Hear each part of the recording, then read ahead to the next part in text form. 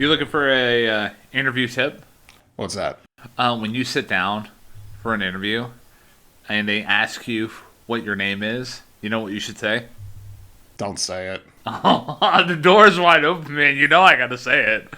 Don't say it, man. You should say, "You can call me Al."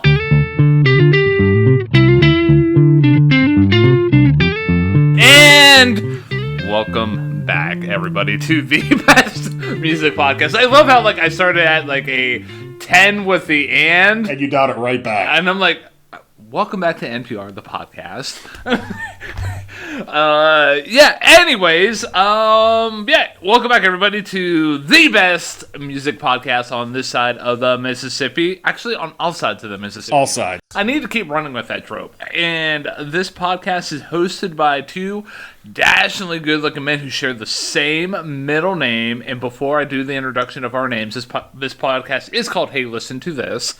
And my name is Ryan James Kearns. And my name is Matthew James Durzik. And what we do every week is we take an album that either one of us pick based off of choices the other one gives, 9 times out of 10. Sometimes, like we did a few weeks ago, with the Ricky Lee Jones review, I just like, you know what? No, I'm just going to choose it for us. Yeah. And we go through the album track by track, pick out what we like, what we don't like, and then at the end we give our full review and give it a score, and Just put a bow on it, man. put a bow on it. Yeah. So last week, Ryan, your album of choice was the self-titled posthumous second album by the artist Sophie. Yeah. So, the reason why we ended up choosing that album in the first place was the connection to Charlie XCX and Brad, and that was an album you and I both enjoyed. Yeah, we definitely enjoyed Brad, and also I should mention too, based on the selection process from 2 weeks ago at the end of the Winona episode, is that you gave me the choice between Rolling Stone and Rough Trade, and I went with Rough Trade. Now, why was that? Well, that's because that album that we covered last week was their top album of this year in 2024. The top album from Rough Trade from 2024. And what did we think of that album? Well, dear listener, you should probably, go listen to the previous episode to see what we thought about the album as a whole. So yes, and for those who are like, but I don't have the time, I'll just give you the Cliff Notes version. Rough Trade got it wrong. It's almost like they were rough, man. Well, thank you, everybody. That is it for this edition of Hey, Listen to This. As always, be sure. Okay. That was Sophie. Now we go from one semi-controversial album to probably one of the more controversial albums ever made.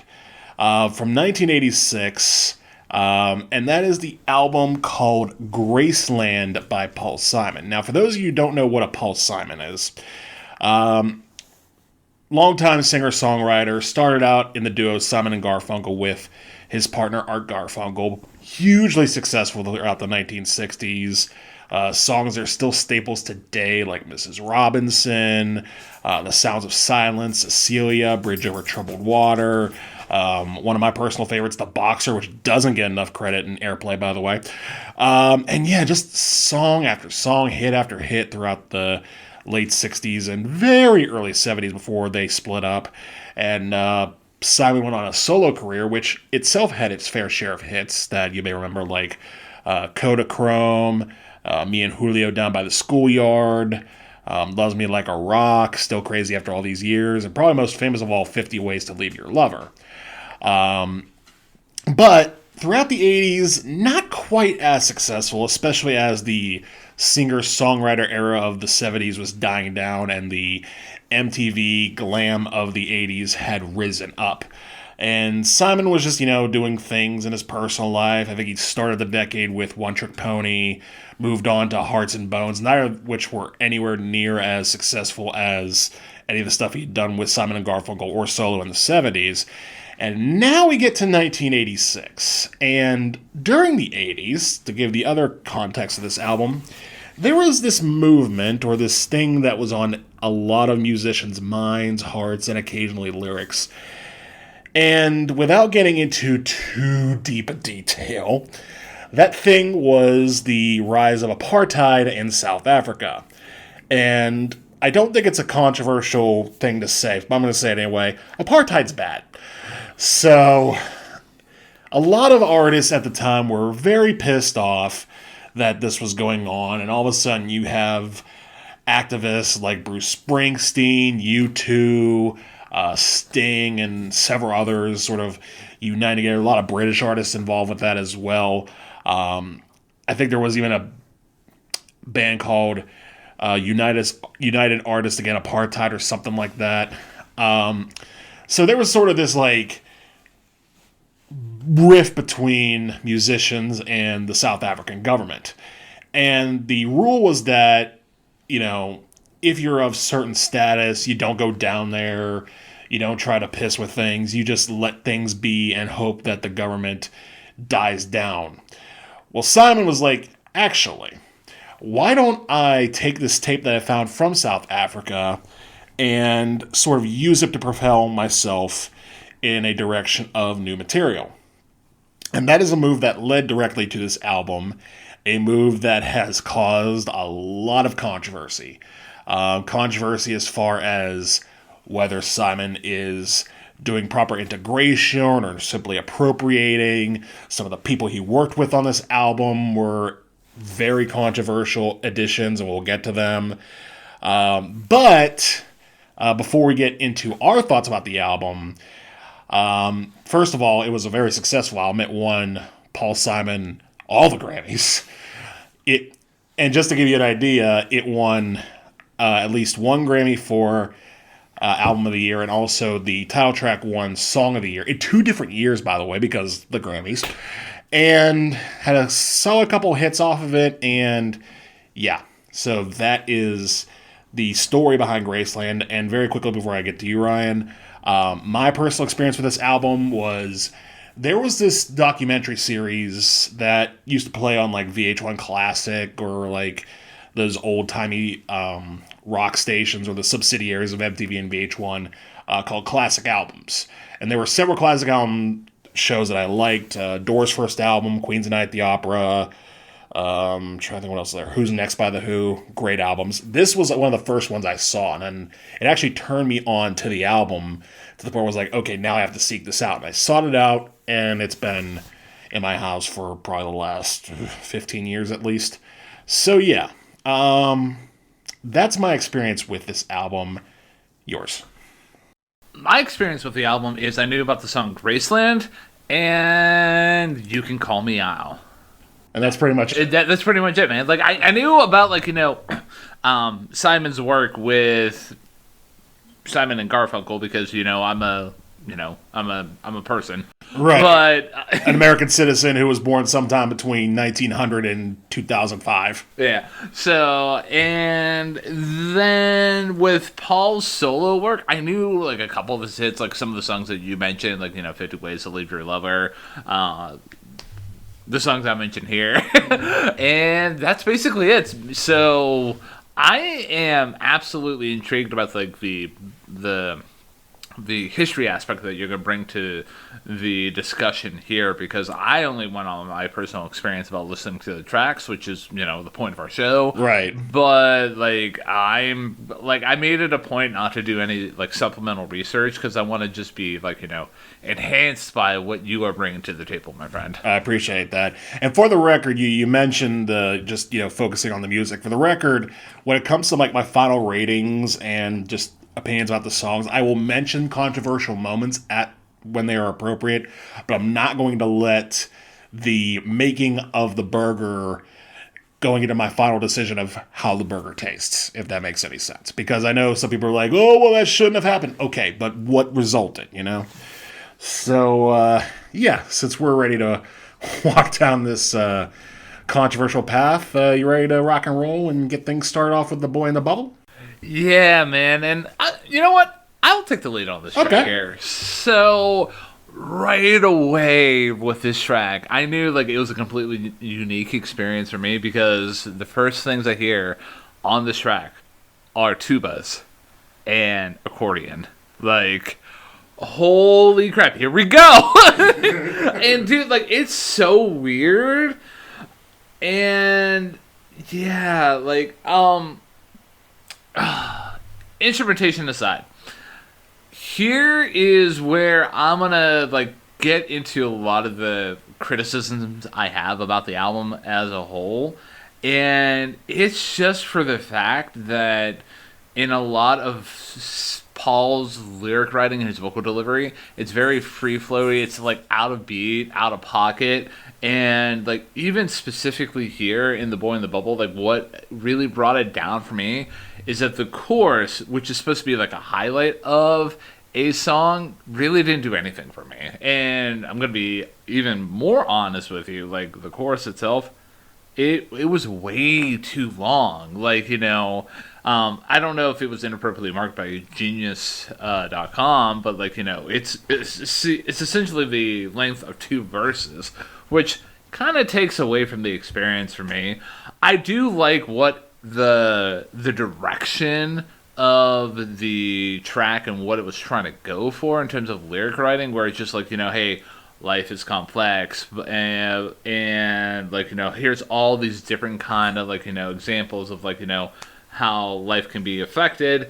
And one line that I did specifically zoom in on is, and I believe these are the days of lasers in the jungle, which is almost kind of like a criticism. Like, I took it as a criticism of like, technology, like, like bringing the world down and changing it. Mm-hmm. With the context of this being like, about apartheid, like, well, like this in the area of apartheid, he could be literally talking about like, right. Yeah. So, yeah, overall though, like, and just the vocal delivery as a whole, it's just, there's something about Simon's voice that I just can't get into. Like, it's way too plain oatmeal for me. I understand where you're coming from, and that was a criticism I did have throughout the album too. Not probably to the depths that you have it, but it is something I noticed, and I do appreciate you bringing that up. For me, though, the sonic aspect of this track, especially the opening of this track, is fantastic. The way you get that accordion right away, and the drums just sort of like punching itself into your speakers before, like you say, those tubas come in and lay down that really solid groove. I thought that was the driving point of this song and probably the most positive aspect of the song. And while I do agree that Simon's singing is a little floaty, I don't think it's bad, and I think the background vocals, particularly on the chorus, do help that along. Mm. And realistically, this was going to be in my top 3 until I thought about it, which is that the lyrics, like you say, are nonsense. They are mostly an offensive nonsense, but I've talked about this before on the show. If I need to like go through 50 annotations to figure out what the hell you're talking about, I'm not going to do that. And the problem is, it feels like a lot of these lyrics are like, you'd have to have Simon himself break it down. If it takes like a half hour, I was like, dude, I got things to do. Like, we got, like, you got a great track here, but you don't have to like add so many things. And I agree with you that chorus doesn't necessarily pop off as much as it should. And granted, he does sing a little more harder towards the end, but at the same time, by that point, it's just kind of meh. I really like this track quite a bit, but it's not in my top 3. And for the record, I have a top 3 and a bottom 1 for this album. Top 3, bottom 3 for me. Oh boy, here we go. And The Boy in the Bubble is actually my second least favorite song. Second least favorite, wow, all right. Yeah, so starting out the gate, like, a little hot for me. A little hot, all right. So this is going to be an interesting one. Moving on to the title track of Graceland, called Graceland. Aforementioned Grammy for Record of the Year back in 1987, even though the album itself won Album of the Year in 1986. Again, Grammys do better, even though I know you never will. This track is a lot more straightforward and stripped down compared to The Boy in the Bubble. Pretty much just, some synth bass mixed with a little bit of regular bass. The drums sort of doing this sort of shuffle that's sort of reminiscent of the lead-off track from the Kings of Leon album that we did several weeks ago. And it's a very smooth track. Just sort of glides along and sort of pleasant to the ears. And I feel like this type of instrumentation compared to The Boy in the Bubble is a lot more suited for Simon's relaxed nature. Like, his vocals glide along with the track, and the only time it really sort of jolts out is that little guitar lick during the chorus, that which I love, by the way. Lyrically, this song is about going to Graceland, where Elvis lived, and was buried there, and, is a tourist attraction. And the one thing I remember from that documentary, which I wanted to watch before we did this show, but I never got time to do it, is that as the lyrics go along, he stops mentioning Graceland as Memphis, Tennessee. And in the documentary, Simon says that was intentional. That, Graceland is just, a land of grace, which might refer to the place where he was, recording with all these people living under the regime of apartheid and trying to just, get by every day. And it doesn't really hit as hard unless you know that. I think this track's fine. It's a nice track.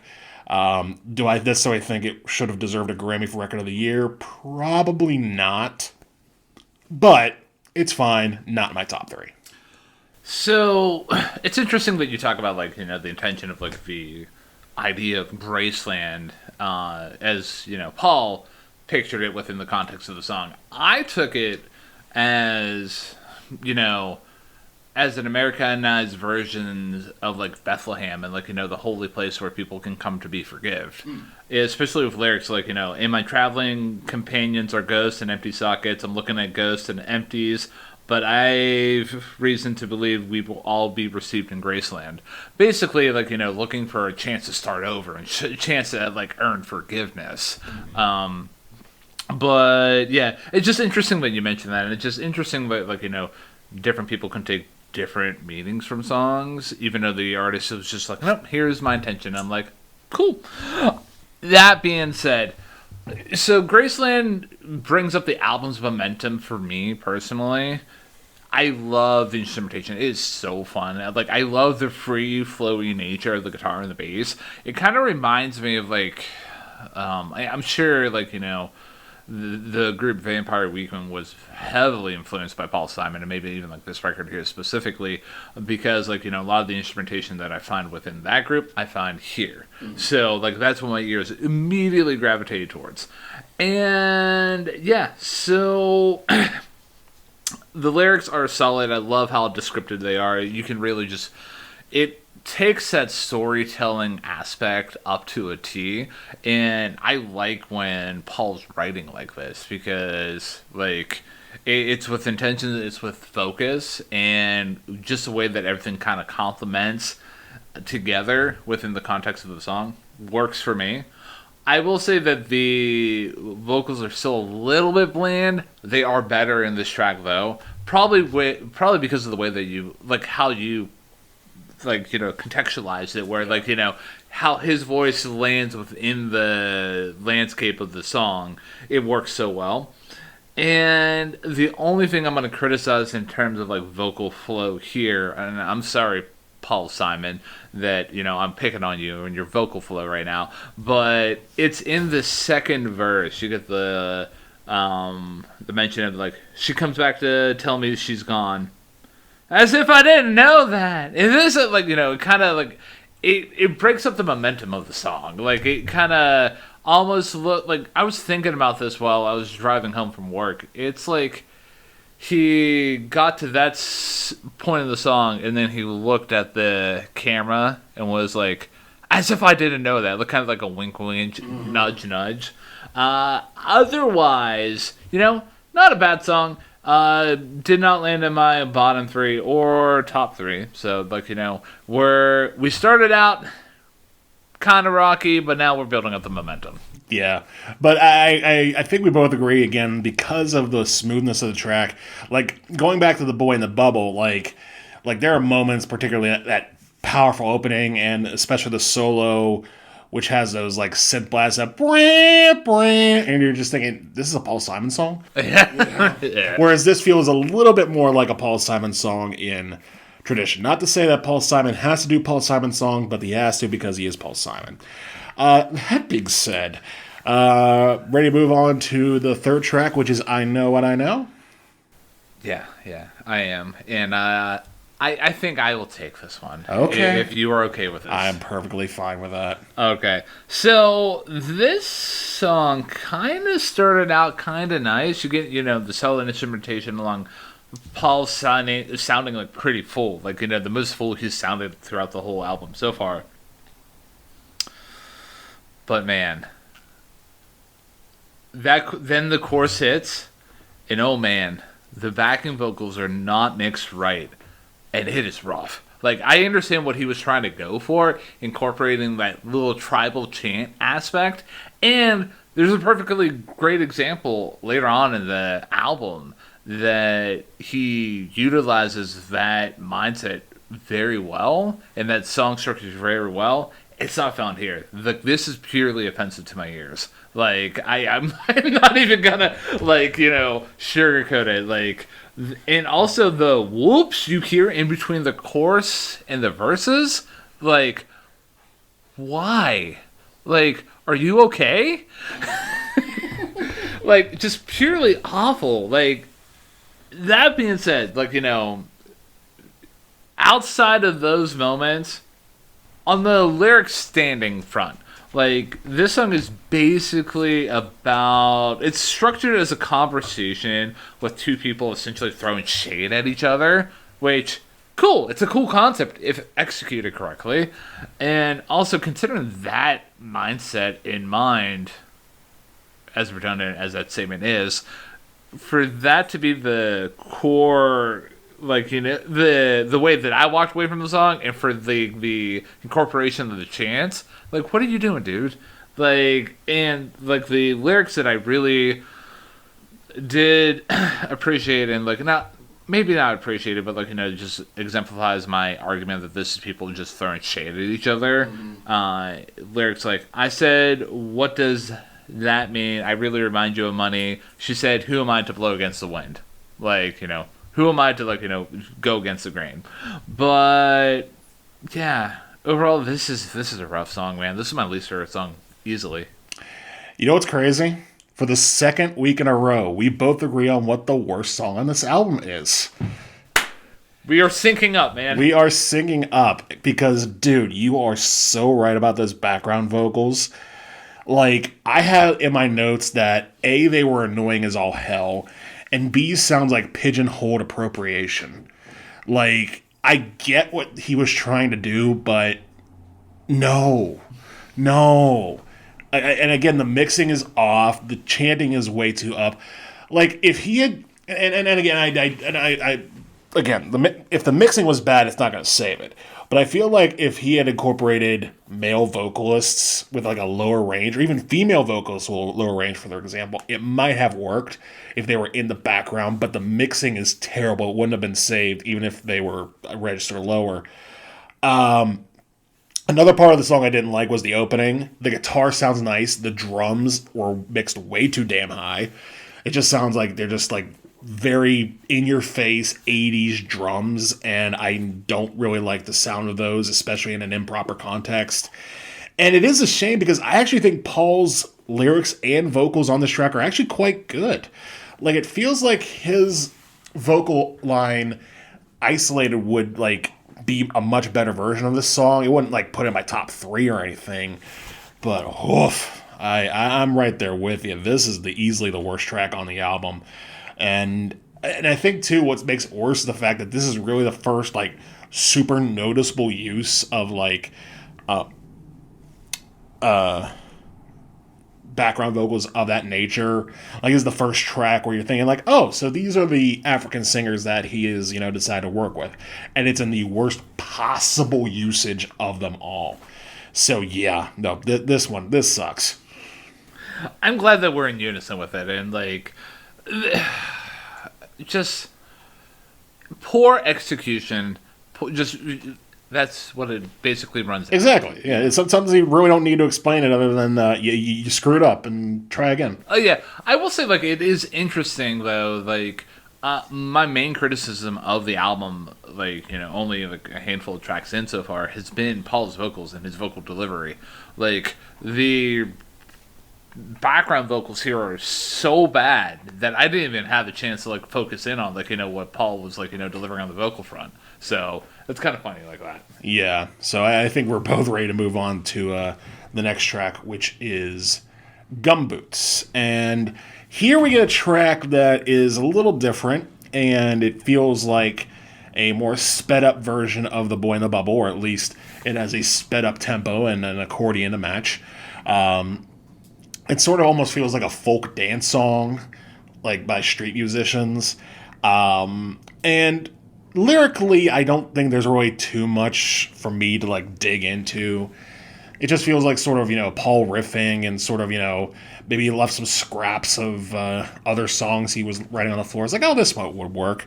I mean, really, this song to me is about the music, and it just slaps. Like, it's not my top 3, but man, it's a nice change of pace from I Know What I Know. Just the hand claps, the drum beat, the saxophone solo in the middle is pretty nifty as well. To me, this is just a really solid track with slightly above average performances. It's not in my top 3, but it's a welcome and refreshing step up from the previous track. I will say that it is a step up from the previous track, which is kind of like it's hard to go backwards. Yeah, pretty much. I'm gonna start with the comment that you made about like hey, this seemed like Paul like kind of streaming a lot of like scraps of lyric writing together. I noticed that. I kind of didn't like that. It kind of was just like a little bit lazy. Like you get lyrics like, I was walking down the street when I thought I heard this voice say, ain't we walking down the same street together on this very same day? Be better, man. Like, come on. And I know that lyric writing isn't like lyric writing and vocals aren't everything within a song's context, but it just, I liked what it was doing on the instrumental front. This track here is specifically Gumboots, but the incorporation of the vocals, which still, I just, there's something about Paul's vocals I can't stand, man. It sounds like just somebody, like an elderly man trying to sing, which is funny because I don't, that might be a little bit mean for me to say. But, like, it's so, like, the word that I want to use is apathetic, like, for lack of a better word. I don't believe what he's actually saying. It's not a, I think I'm just trying to come to a consensus. It's just, there's not enough meat on the bone. You don't need to be like a Adele or an opera singer to be like really good. Like, you get like, singers like Bob Dylan, for example, like notoriously known for having bad vocal range. Perfectly fine on my ears. Getting back to the instrumentation on this track here, though, I like the aspect of it having the percussive rhythms that are driving. It's almost like it's driving like a train, and just with how it's emphasizing the upbeat alongside with the accordion and some horns. I'm always a fan of a horn solo. Like as a fellow horn player, like that always speaks to me. But yeah. Overall, this was just a whole mixed bag of nuts for me, man. Like, there's some good and just some, what are you doing, man? Be better. So, we've arrived at my third least favorite track, man. Holy hell. So we are 4 tracks in and we already have your bottom 3. Yeah, so, yeah. Woof. Needless to say, like, when I got to this point in the album, I'm like, oh, okay. Hopefully we start to go up here relatively soon. Right. And I can understand that too. Again, it hasn't been the strongest start. I mean, again, I like The Boy in the Bubble. I like Graceland. I thought Gumboots was pretty good too. Save I Know What I Know, which again, we both agree just sucks. But nothing really strong yet. I think that's going to change with our next track though, but that's just a guess on my part. And it is track number 5, which is Diamonds on the Soles of Her Shoes. So, This was a nice welcome change for me. Like the instrumentation smooth, featuring like primarily like a bass and percussion. The bass work here though, like I really did appreciate what it was bringing to the table. Vocals are smooth. It does get on the wordy aspect again at some points where it just seems like it's just not lining up into a coherent flow, and that was still bugging me. But overall, though, like decent song. Like we're starting to get up into the good graces of the album for me. Not in my top three quite yet, but the little chants at the end of the ta da na nas, like I did appreciate that. And just the overall notion of diamonds on the soles of her shoes, like I like that as a songwriting motif, in that hey, this person's so rich that she literally has diamonds within the soles of her shoes, which no one can see, but she knows. But on the flip side, at the end of the track, you get the talking about, like, the discussion about, that's one way to lose these walking blues. And maybe shifting perspectives a little bit, hey, you're literally walking on diamonds. Your connection to Earth is your feet, and if you're walking on diamonds, maybe your mood picks up. Like that's the way I walked away from that little moment there. And just overall, though, again, like the song, had some criticisms about the vocal delivery, which seems to be a trend with this album. Yeah. I hate to say it. We are entering Springsteen territory. Pretty much. But, again, we're starting to pull into good Paul Simon writing, good instrumentation. If he just lines up that vocal delivery, maybe edits down, some phrases and, lines everything up, it'll be good in my book. Well, it is good in my book. It is in my top three. I have it at number 2. Ooh. And the reason I do is because I do think Simon Lance's vocals well. He doesn't, push himself out there too much. The opening of this track is fantastic, where it's just him exchanging vocals with the backup group that he has, which I'm pretty sure is... the group is called Lady Smith Black Mambazo, which does a great job on this track as well. The guitar and bass, like you mentioned, is fantastic. The little horn blasts that go throughout the song, those are really good. Paul's lyrics, I think, are pretty good. I mean, if I delved into the lyrics a little bit more, I've been like, okay, maybe it's not that great, but at the same time, the music is just so good that I kind of forget, once he gets to the verse, just no, I'm just digging this. I'm just digging this a lot. And then outro, like you mentioned, echoing the ta-na-nas of the opening, a really nice touch. And to me, this was the first track on the album that really and openly provided a synthesis of Paul's writing and the musicians that he was working with. I think this was the first track that really worked. Not to say that The Boy in the Bubble and Gumboots didn't, but it felt like those were just sort of, you could possibly pass them off as just weird 80s experiments. Here you could tell he's working with, African chants and, a cappella, and it really works so well. So yeah, I have it at number 2. Maybe, no, I totally respect that, man. It does deliver, a really good experience on the ears, especially with the instrumental front. It's just, my criticisms, man. And, I know. How I tend to hyperfixate on stuff within, reviews, too. Yeah. So. It's I've heard it referred to before. Todd in the Shadows was talking about the album Saint Anger by Metallica, and he compared it, the drums on that album by Lars Ulrich, which are notoriously tinny and mixed complete ass, with it being sort of the Jar Jar Binks of music, where it may not be the worst thing that's there, but once you notice it's there, it's impossible to remove it. And I feel like that's kind of what you're going with a lot of these vocals, particularly on this album or Born to Run or Ricky Lee Jones.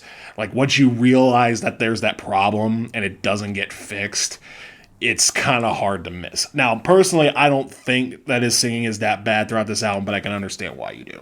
You ready to move on to the next track, which is You Can Call Me Al? Yes, and this is probably the most popular track off of this album. Like, this is the one track that gets any type of rotation from this album, and for good reason. It's a very catchy song. Again, it just has that nice little horn drive that really puts the song in its place. And the lyrics are pretty good too. I remember one he was talking about where he's talking about, why am I such a small man in the middle, or whatever it is. In the documentary, the Classic Albums documentary about this album, Simon said that that's basically a penis joke. That it's basically being so small in the middle is, basically not being well endowed. This is also became very popular because of the video, which features Chevy Chase lip syncing to Simon's vocals, with Simon himself not singing until he does the background vocals, which I think is pretty funny just on its own. And then they're playing horns at the end, which, by the way, those horns throughout the track, again, fantastic. The bass work, fantastic. The little bass solo near the end, fantastic. The only reason I don't have this a little higher is because it doesn't sound like an integration of anything. It just kind of sounds like a fun, tropical sounding 80s song. But it's a really good sounding tropical 80s song, and I have it at number 3. This is not in my top 3. Not in your top 3. Yeah. So we hold on. Let me check my notes here. So we are down to 5 songs after this, and we have not hit your top 3 yet. I know, man. Jeez.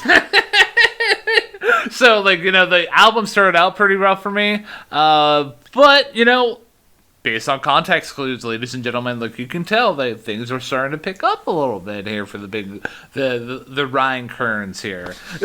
So, yeah.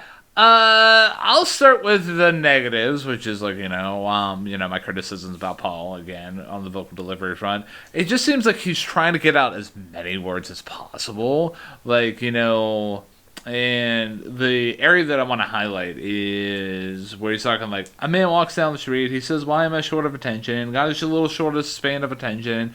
And whoa, my nights are so long. Where's my family? Where's my wife and family? What if I die here? That just seems again, a stream of consciousness as opposed to just writing everything down in a very coherent way. That being said, the song overall, it slaps. The keyboards, the bass, the horns, everything works so well. That line that they do, da da da da da da, that is just really, really good. I absolutely love that. The background vocals work well here. Chorus works well within the context of the song, and the instrumental break lands well with that flute, man. I was taken back by that. It's just a shame that, again, I can't get over Paul's vocals and his delivery here, but it's sometimes we discussed, I gravitate towards this kind of stuff. And it's funny that I kind of did a little bit of research of how the song came to be in terms of oh, hey, you can call me Al. And according to a 2008 interview with Billy Collins, as reported by Kelly McNulty, if I'm mispronouncing anything, I apologize.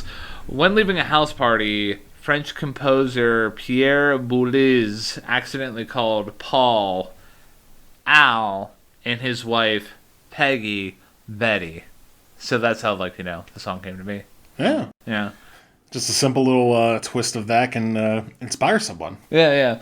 But, overall, in the context of what we've heard so far within this album here, this is the best song I've heard so far. Yeah, no, it's a great song, and again, I was really wondering to myself, do I really like this more than The Boy in the Bubble? And I ultimately had to come to the conclusion that yes, I do, because as I was listening to it for, again, probably the 100th time in my life. Like, I just felt like like slapping my thigh and just like keeping tempo and like feeling like I want to dance to the song. And I'm just like, you know what? That means something. That means something. And it's straightforward. It's a pop hit, but it's a relatively good pop hit. So before we go travel under African skies, Matthew. Yes, right. Got a question. What's that?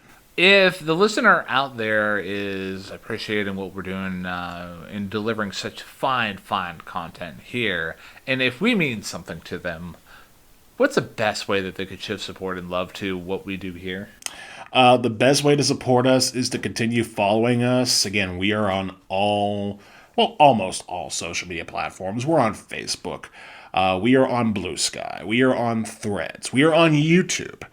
And we, again, release episodes every week. If you like what you hear, follow us, give us likes, subscribe to us, and share with your friends because, telling them, hey, listen to this, is always a good method to get out to us.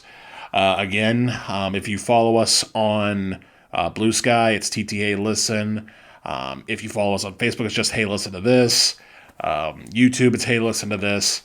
And also, if you have any questions or comments or lists of details that we probably left out of this episode, you can email us directly at ttheylisten@gmail.com. And again, thank you to all who have supported us so far, and to those of us, to those of you who will be supporting us in the future. Before we get back into the album, a side note that I want to make. We're at the end of the year, and 'tis the season of Spotify Wrapped. And I was completely floored, man, that there were people out there, because considering this is a heavily grassroots operation that we got here, like, we have fans out there that have this, that showed up as, like, their top podcast of the year. Like, that blows my mind. It blows my mind, too. And again, to those who have been following us on Spotify, which I did not mention, thank you very much.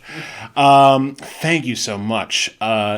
The fact that you're that dedicated to us is, we're very grateful, because we're not, a big, massive production or some sort of, podcasting network or big corporation. We're just two dudes. Two dudes, man, that like shooting the breeze about music. Yeah, using somehow more and also less professional equipment than stuff we've used in the past. But yeah, again, we thank you so much, and we hope to see your numbers again, and maybe even a few more in the year 2025. Granted, we make it to the end of the year. I know I got dark there for a second, but it's been a year. Future! Oh, man. So, getting back into the album here. So, Under African Skies. I'm going to kick this one off here, if you don't mind. Go for it. So, I really, really did like what the song was bringing to the table. Easily the best song on the album so far. Wink, wink, nudge, nudge. So, the flow of the song, it reminded me, like, the best way I could, like, just really got into the groove of it. It was almost like being, like, on, like, a sea. Like, it was just that kind of flowy, and I really did dig it. The instrumentation flows together quite nicely. The dual vocal approach works well within the verses. And the instrumental break is solid. I really did appreciate what that was bringing to the table. And for the first time in this whole album, Paul's vocals are in time and sounding decent. Crazy. And just overall, though, like, the structure of the song on the lyrical front, it opens up with talking about, like, Joseph's face was black as night, the pale yellow moon shone in his eyes. And, like, you get in the chorus, like, this is the story of how we began to remember. This is the powerful pulsing of love in the veins. And, like, didn't really do that much diving into the song specifically on the backing of it. I'm sure that you can tell me about that, and I'm sure you will. But like, I just like the idea of like this person just coming into consciousness and remembering what they do, why they do, and yeah, overall, really really good song. And we've arrived finally at one of my favorite songs off the album. Number 3 for you. It is not in my top 3, but I completely respect why it is. And I'll start with the positives on this, which is that the familiar shuffle at the beginning, especially with the way that Paul kicks off his solo piece with, a very similar lyric to The Boy in the Bubble, made me realize that this song feels like a more intimate version of that song. It feels like a more intimate and focused version of The Boy in the Bubble, which also may have played a role in it being knocked out of my top 3. And I think the real driving point of the song is not just the lyrical interpretation that you came up with, which is, very, has this nice delicate idea of, his face shown in the moonlight. And you can envision that. You can envision someone sort of in a boat on a water, just looking at the sky and realizing, what his life is like. And I will agree that the vocals and the harmonies are very pretty, but it comes at a slight cost because the woman who is harmonizing with Paul on this track is one Linda Ronstadt. Now, do you know why that's an issue? So, going into the wonderful world of politics, there is a casino palace type thing in South Africa called Sun City. And I don't know if you ever heard of Sun City. It was basically sort of this place where they would bring performers to perform under sort of the oligarchy that was, and it was seen as sort of this place like if you are an artist and you go there, you're basically supporting apartheid. Well, she played there. And that was back in 1983, I want to say she did that. And this album was released in 1986. And Paul did not know that. Paul did not know that she had done that and didn't put 2 and 2 together until it was way too late and everything was already getting pressed. So I've heard a lot of terms for it. I know Robert Kreisgau, who is a famous reviewer of rock and roll records, he called this a slap in the face, even though it sounds pretty. And to an extent, he's absolutely right. It is kind of a slap in the face to do that. That being said, the vocals are fantastic. His vocals and her vocals. And it's not my top 3, but it is a song that's probably in the top half of my album for a lot of the reasons you mentioned. But I did want to bring that up because I feel like if we just sort of let that go, be like, well, wait a minute. No, we got you. We got you. Well, thank you for, putting context into that song there. And that's why I was actually really looking forward to, you providing the historical aspect of it. Because it does mentally ding the song for me, but I'm not going to take away from my rating of it. Because, the song is what it is. So, again, like I said at the top, sometimes you don't want to know how the burger is made. You just want to eat it. Yeah. And I know I'm talking to a vegetarian saying that, but again, I don't think that there's a better metaphor than that. Yeah, absolutely. So, you ready to talk about the next track, Homeless, here, man? The next track is Homeless, and this is a wild turn from the last couple of tracks because now we get into a song on a Paul Simon album that notably has much less Paul Simon. Here we have basically an a cappella group, and I'm pretty sure it's Lady Smith Black Mambazo. Again, I could be wrong about that. But again, it is just a cappella song, and dude, it's so good. It's so good. It's such an intimate song, and for a song of such somber subject matter that's delivered with such, plaintive delivery, those little moments where the vocalists just sort of do this sort of brr, brr, proves that even in the most dire of times, they, could just, let their vocal skills fly and sort of have a good time with it. I think the back half of this song is also very much part of that. And even though Paul Simon doesn't really sing a whole lot on this song. He's sort of more of a band leader than anything else. His presence is so strongly felt. Like, it's more of a showcase by Paul Simon than an actual Paul Simon song. And it just works so well. And it's such a good decision from Paul Simon to have this on the album. Especially at this point, because again, he's building that momentum with songs like You Can Call Me Out or Diamonds on Soldier Shoes and Under African Skies. And I guess this point where it feels like, looking back and seeing, what this is. And surprise, surprise, it's my favorite song on the album. I can totally respect that, man. I know I took a dramatic pause there, and you were probably like, oh, no. No, don't do it. Well, I know you weren't going to do it because we already know your bottom three. Yeah, true, man. And look at you, man, being observant and, just being present. Doesn't matter if I'm a one beer in. I know what I'm doing. Yeah. So this song, it's amazing, we went through, the first, this album doesn't really have a pure side A and side B, because it's 11 tracks, so there's not an even split. But I made the mental split at You Can Call Me Al. Then the next 2 tracks after that are Under African Skies, and we get to Homeless, and I was like, dude, okay, cool. We're starting to bring the fire here a little bit. I actually did appreciate what I was starting to bring to the table.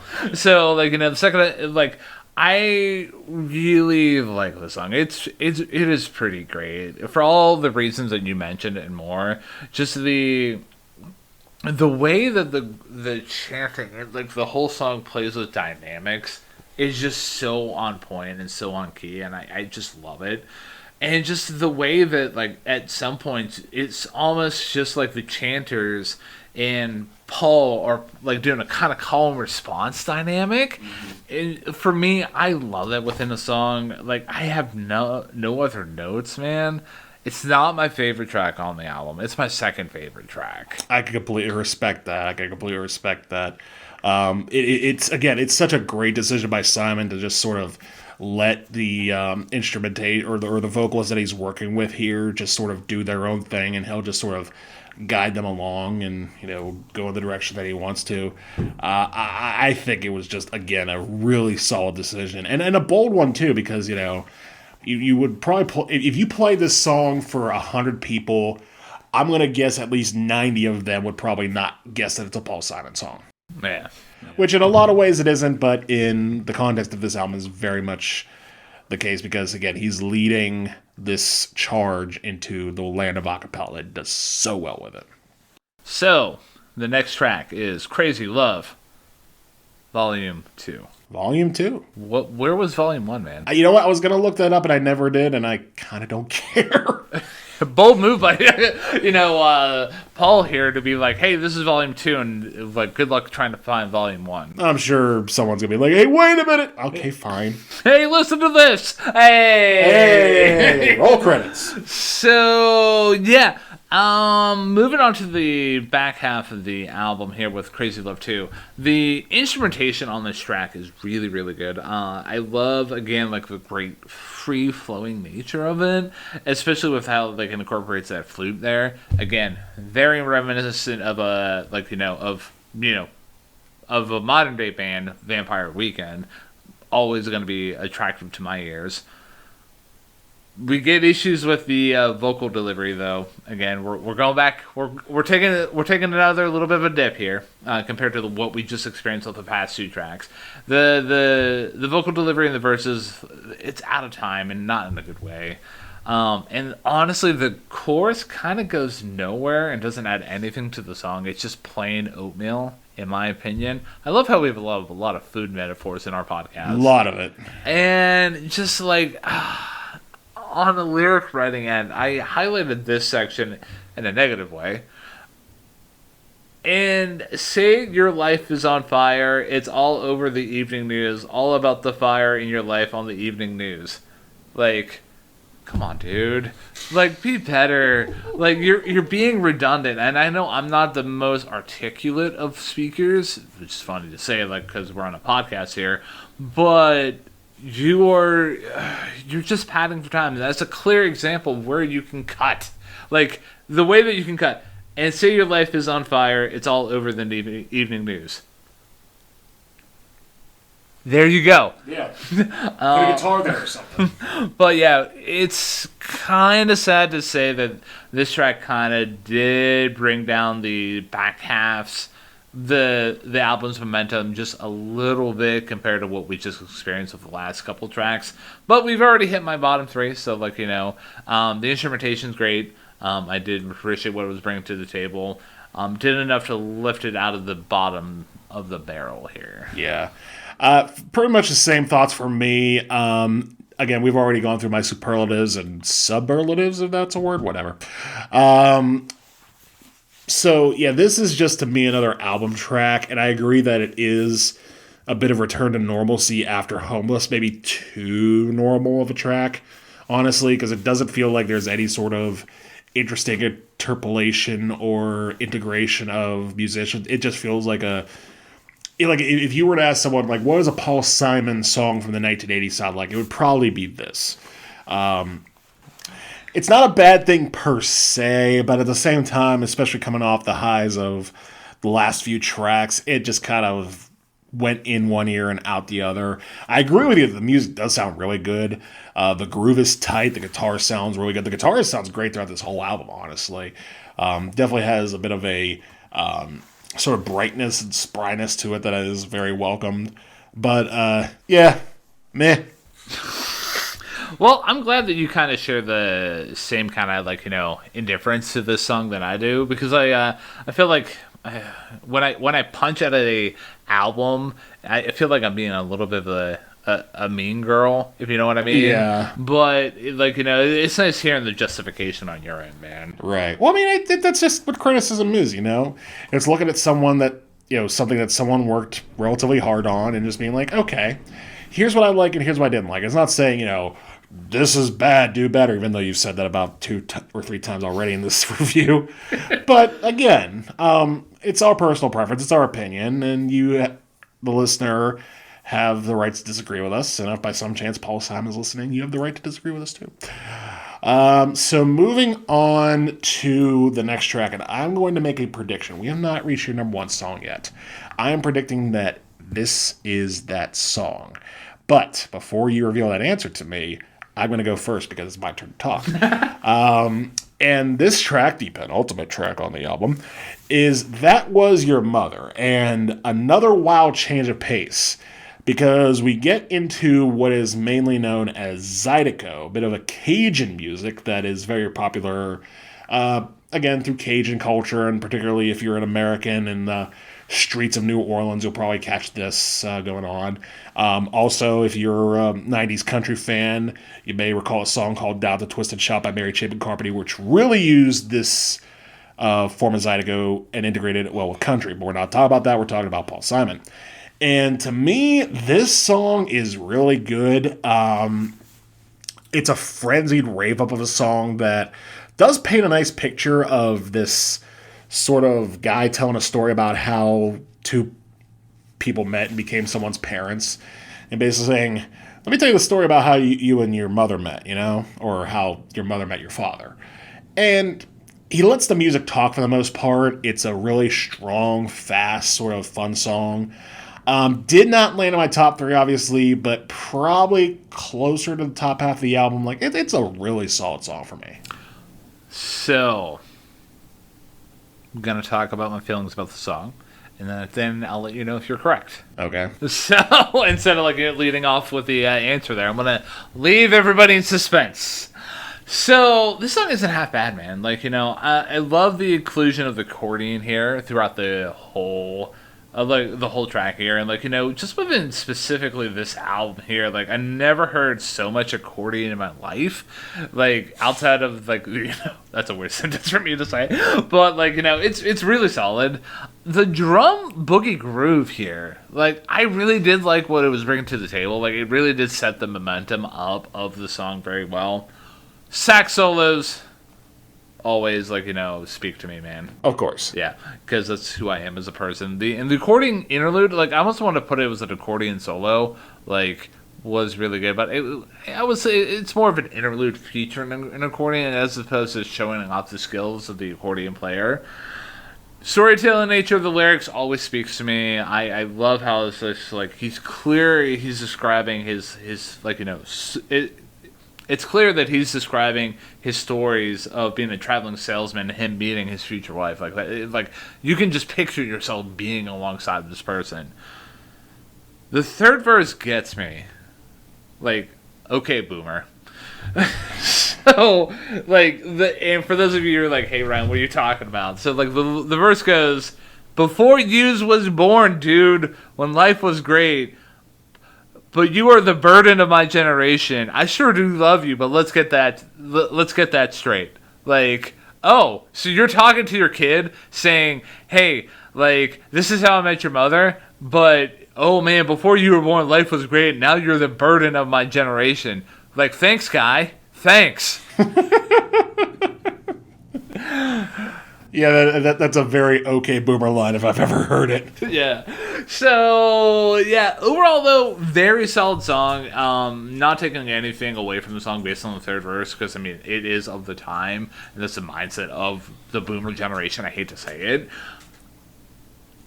Not my favorite song on the album. Really? Yeah. Wow. That is legitimately surprising. Not because I don't think this is like the best song on the album, because I don't think that, as I had mentioned. I'm just surprised you think the end of the album is the best song. Yeah, man. That's surprising to me. That's very surprising to me. Well, let me talk about it. Yeah, let's get into it. So, the last track, man. It is All Around the World, or The Myth of Fingerprints, which is an interesting song title, man. Like, and like I said, it is my favorite song on the album. Let me tell you about it. The instrumentation starting out is just so driving, so big. I really did like what it was bringing to the table there. What really set the mood for me even more is just the hits that accent certain phrases within the song, like at least coming out of the gate. I really did appreciate that. And just I'm curious to see if you have any anecdotes about this, but when he talks about ever since the watermelon, like, for me that just seems like word garnish, like, just a little, like, doesn't mean anything, but and just really what brought it home to me was just it seems like, for me, Paul was trying to drive home the message here of, like, somebody who went to Graceland, went through this journey, is coming out the other end and being like, hey, we're all the same. Like, there's no doubt about it, man. The myth of fingerprints, I've seen them all, man, and they're all the same. We're all the same no matter what, man. Like a world kind of unity thing, which kind of might be like a white male privilege standpoint of, like, hey, everyone's the same, just stop fighting. But, I really did appreciate what it had to bring to the table, man. And I think it was also because Paul's vocals, like, they're the most solid in the whole album for me. And just overall, like, a really good package. And yeah, Paul's vocals, man, I actually had no criticism of his vocal delivery here whatsoever. And yeah, I really just love the overall package of it. Maybe the Ever Since the Watermelon line takes it away from being a perfect song, in my opinion. But overall, really fantastic song. Favorite song on the whole album for me. Okay, so I'm going to try my best not to ruin the song for you. First of all, I do agree that the instrumentation is very, very tight. The intro, like, my initial note on this track is, did we just enter into Take On Me? Because that's what that drum beat reminds me of. I was like, okay, we are definitely going to the 80s now. And then that accordion comes back, and it's like, okay, never mind, we're back on Graceland. Lyrically, I did not go as deep as you did. I actually kind of really appreciate where you went with that. To me, this is about as lyrically cohesive as the track that opened the album, which I think is a nice bookend. That we just sort of get these like little throw at a dartboard type of lyrics that Paul comes up with, like, again, even the watermelon. The part of this track which might turn you off a little bit is not the track itself, because I think the track's solid. It's a nice solid album track. It's a nice solid closer. But from what I've read, and this isn't neither confirmed nor anything, but for the most part it's kind of confirmed, apparently he stole this song. From where? Have you ever heard of the band Los Lobos? It rings a bell, but I couldn't tell you a song. Okay. Well, they were sort of a Chicano type of rock band from the late 80s. Their most famous song was probably the cover of La Bamba they did for the movie of the same name. They also had an album that was highly critically acclaimed called How Will the World Survive? I think it made the initial top 500 of the Rolling Stone greatest albums of all time. So they were a pretty critically acclaimed band. Apparently, they were working on this song. Simon heard it, played with them on this track, and took it as his own. Apparently, that's how the story goes. Oh, well, Again, this is one of those... A lot of songs on this album... I'm going to say the entire of this album, for those of you who are interested in, like, well, wait, how controversial is this? Just look it up. We don't have... If we actually went into, like, all the details of who said what and who did what about this album, it would be a 2-hour episode, and I don't have the time for that, man. Oh, man. Well... But aside from that, I like the track. Yeah. That does take away from the merits of the track for me. It doesn't going to change my opinion about it and, like, the album as a whole. Yeah. Because, like, our mindset, like you said, was to not judge how the hamburger was made, just judge the burger by itself. Right. How the burger tastes. And, I feel like we've reached the end of the burger, man. Yeah, I think our plates are clean, so that means one thing. We did it. We did it, man. We went to Graceland with Paul Simon. Yay! And we came out the other end discovering that, discovering the myth of fingerprints, man. Yeah, we went all around the world, too, apparently, possibly. I'm going to go first. This album was honestly quite good for me. Like, even if you strip away all of the controversy from it, which is debatable in of itself, because I know some people are just like, this album, but if you just look at the music, to me, it's very consistent. It definitely presents, Simon working with all these different vocalists and instrumentalists and trying to incorporate a lot of different songs and styles that he had heard. And doing so with mixed results. I mean, a lot of the tracks were okay. A few of them were pretty good. Some of them were really good.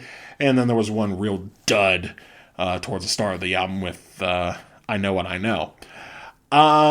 Overall, I liked it. I can, again, kind of see why people might not like it, but I do like it. I'm going to give this album an 8 out of 10.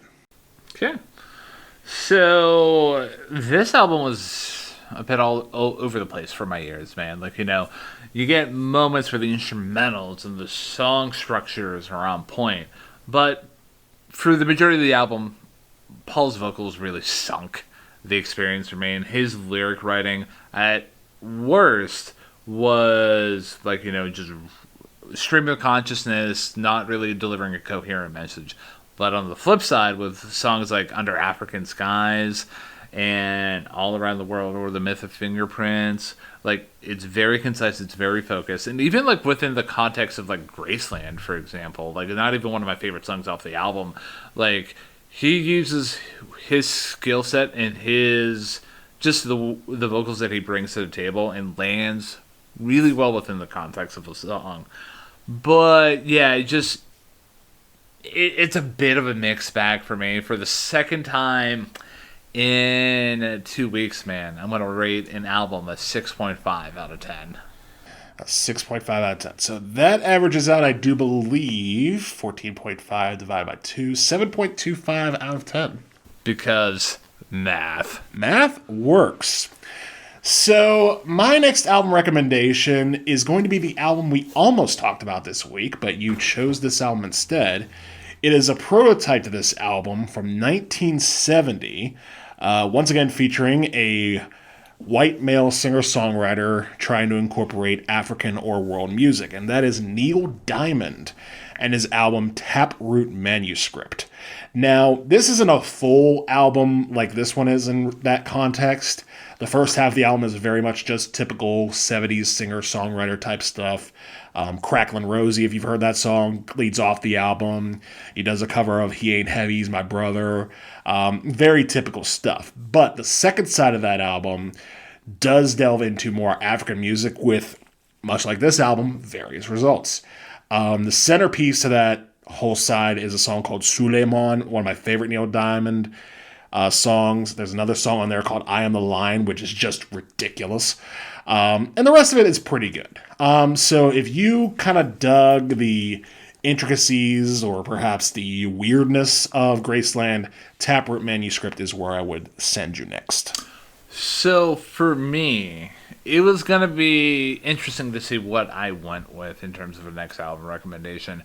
Because I could have done like a album where the band really exploded within the world music aspect in Sandinista by The Clash. But I think I already recommended that album before.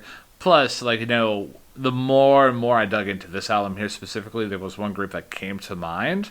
And I've talked about them a couple times already in this episode. And that is the group Vampire Weekend. And the album that I'm going to point everybody to is Father of the Bride, released in 2019. And for me, the reason why I did that, it goes, that album specifically goes away from, their, little bit more of an indie, punk, prep school, vibe, to more expanding their sound. You get songs like Harmony Hall, which is one of my favorite Vampire Weekend songs of all time, and a couple other tracks that are just really, really nice to the ears. So, yeah, easy recommendation for me, Father of the Bride by Vampire Weekend. So if you've not listened to either Father of the Bride by Vampire Weekend or Taproot Manuscript by Neil Diamond, feel free to check those albums out and perhaps compare them to this album that we've talked about, Graceland by Paul Simon. Now, to close things out, Ryan, it's your turn. It is my turn, man. So, I'm going to have you pick between two animals here, man. Two animals. It has nothing to do with the spirit of the record, but, I figured for the past couple of records, I've been kind of a little bit stuck in the mud. So these two albums, I really do appreciate for one reason or another. So there are no wrong answers here. Okay. Which is interesting because, you choose, and if there was a wrong answer, I could just, change it. But, anyways, the animals that I'm going to have you pick between are going to be horses or lions. Horses or lions? I'm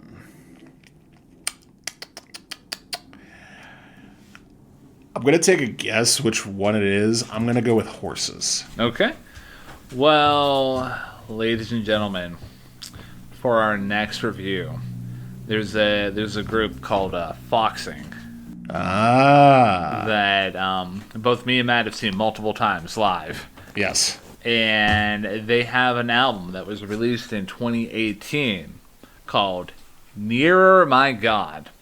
And the reason why, like I said, horses, the album cover literally has horses on it. So, oh, simple enough. Yeah, pretty much. But yeah, so for our next review, we are going to be discussing Nearer My God by Foxing. I am so excited, man. I'm excited too, because I know you've been trying like hell to talk about Foxing for the better part of this podcast existence. Probably right up there with Bright Eyes.